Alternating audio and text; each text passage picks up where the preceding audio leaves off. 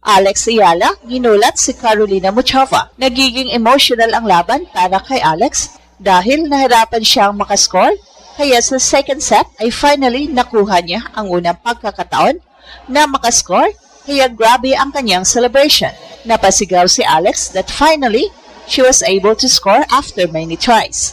Minsan, hindi score ang nagdidikta ng kwento, kundi isang ingay na hindi mo mapipigilan kahit talo ka na. At yan ang eksaktong nangyari kay Alex sa round of 16 ng Miami Open. Yes, malinaw sa papel, 6-0, 6-2 ang panalo ni Muchova. Isang clinical performance, halos walang bitaw, parang bawat galaw ay kalkulado. First set pa lang, ramdam na ang gap, bagal, 0-6. Tahimik ang crowd, may halong kaba, may halong dasal. Parang lahat nag-aantay kung may darating pang spark. At dumating nga sa second set. Well, yan ang ating pag-uusapan in this video. Pero bago yan, ay makikisuyo muna kami na sana i-share nyo ang aming video. Pag-click ang like at subscribe button, pati na rin ang notification bell. Maraming salamat po. Pagpasok ng second set, unang punto pa lang ni Alex, sumabog ang buong grandstand. Hindi simpleng cheer, hindi normal na palakpakan, parang kidlat na dumaan sa buong Miami. Libo-libong Pinoy fans ang sabay-sabay sumigaw, flags waving, energy na parang buong Pilipinas ang nasa loob ng stadium. Isang punto lang yun, pero ang bigat ng impact. Doon nag-shift ang pakiramdam ng laban, hindi na tungkol sa score kundi sa puso. Dito makikita kung bakit special ang run na to. Kahit hinaharap niya ang isang elite, composed at tactical na player tulad ni Muchova, hindi naglaho si Alex. Hindi siya nawala sa eksena. Sa halip, sa isang simpleng panalong punto, nagawa niyang buhayin ulit ang crowd at dalhin ang laban sa isang emotional level na hindi kayang kontrolin ng kahit sinong kalaban. Ito na ang moment na nagsasabing hindi lang siya basta participant. Isa siya siyang kayang magbago ng atmosphere. Sa social media, ramdam mo ang halo-halong emosyon o may lungkot sa resulta. Pero mas malakas ang pride. Mas nangingibabaw ang realization ng isang Pinay ay umabot sa ganitong stage at lumaban ng buong puso. Hindi ito pagtatapos. Ito ang simula ng mas malaking kwento. Dahil kung ganito ang epekto niya kahit sa gitna ng pagkatalo, paano pa kapag siya na ang nagdidikta ng laban? Doon na talaga gugulat ang buong mundo. Hindi nagsinungaling ang scoreline, pero hindi rin ito kinuwento ang buong laban.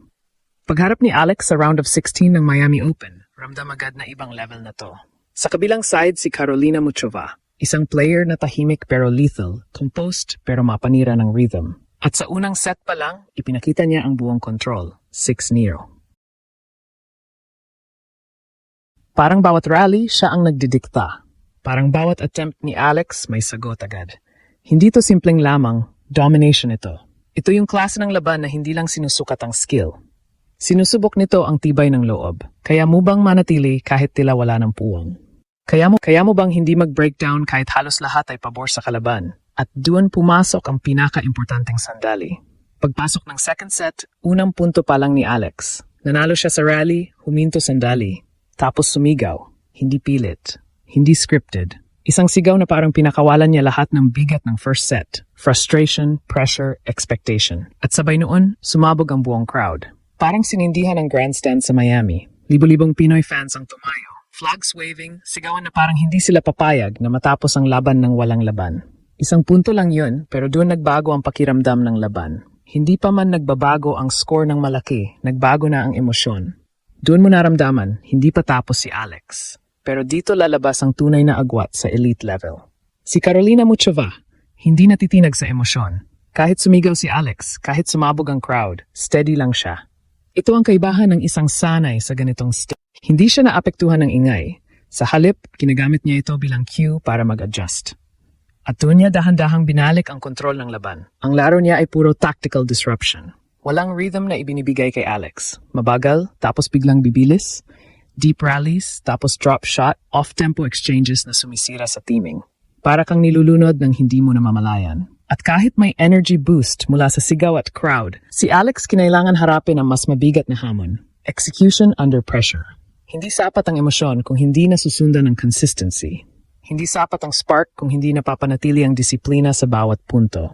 May mga sandali na nagliyab si Alex. Aggressive, fearless, handang sumugal. Pero bawat pagkataon na may nabubuang momentum,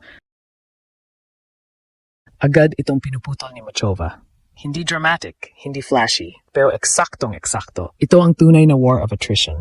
Hindi ka tinatalo sa lakas, kundi sa tiyaga, sa composure, at sa kakayahang hindi magkamali sa critical na sandali. At habang tumatagal ang laban, mas lalong tumitindi ang pressure. Dahil kahit may sigaw, kahit may crowd, kahit may apoy, unti-unting kinokontrol ni Muchova ang espasyo. At doon lumitaw ang pinakamahirap na tanong para kay Alex. Kaya bang manatiling nagiliyab? Kahit dahan-dahan kang pinapalamig ng isang mas bihasang kalaban, kung titignan mo lang ang score na 6-0, 6-2 pabor kay Karolina Muchova, madaling sabihin na one-sided ang laban. Pero kung hihimayin mo ng mas malalim, makikita mo na hindi ito simpleng lamang lang siya. Systematic dismantling ito ng isang mas experienced na player laban sa isang rising star na si Alex. Unang factor, tempo control. Si Muchova ang nagdikta ng bilis at ritmo ng halos buong match. Hindi niya pinayagan si Alex mahanap ng groove. Kapag mukhang papasok na si Alex sa rally rhythm niya, bigla niyang babaguhin. Drop shot, slice, off-speed returns. Resulta?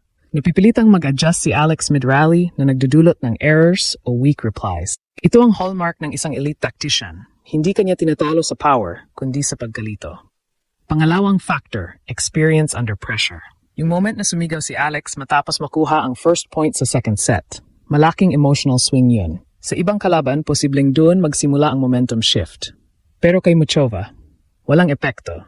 Nanatili siyang composed, hindi nagpanic, at agad niyang binalik ang laro sa comfort zone niya.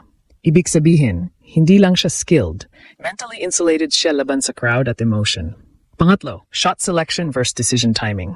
Si Alex, may mga flashes ng brilliance, aggressive forehands, fearless angles, at willingness sumugal.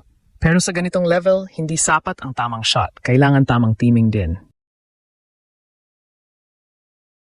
May ilang pagkataon na napaaga ang trigger niya, o kaya napilitan siyang umatake mula sa defensive position. Dito pumapasok ang gap sa maturity, hindi sa kakayahan, kundi sa when to pull the trigger. Pero ito ang pinaka-importanting takeaway. Hindi na sayang ang laban na to. Dahil sa kabila ng scoreline, nakita natin ang blueprint kung saan pa pwedeng mag-evolve si Alex. Kailangan niya ng mas matibay na rally tolerance, mas consistent na depth, at mas refined na point construction laban sa mga unpredictable players.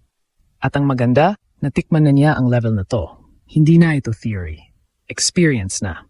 At kung pagbabasehan ang reaction ng crowd, ang energy, at yung sigaw niya sa second set, may isang bagay na hindi mawawala, wala siyang takot sa stage. Kaya ang tanong ngayon, hindi kung kaya ba niyang bumalik, kundi gaano siya kabilis babalik at gaano siya ka-dangerous sa susunod.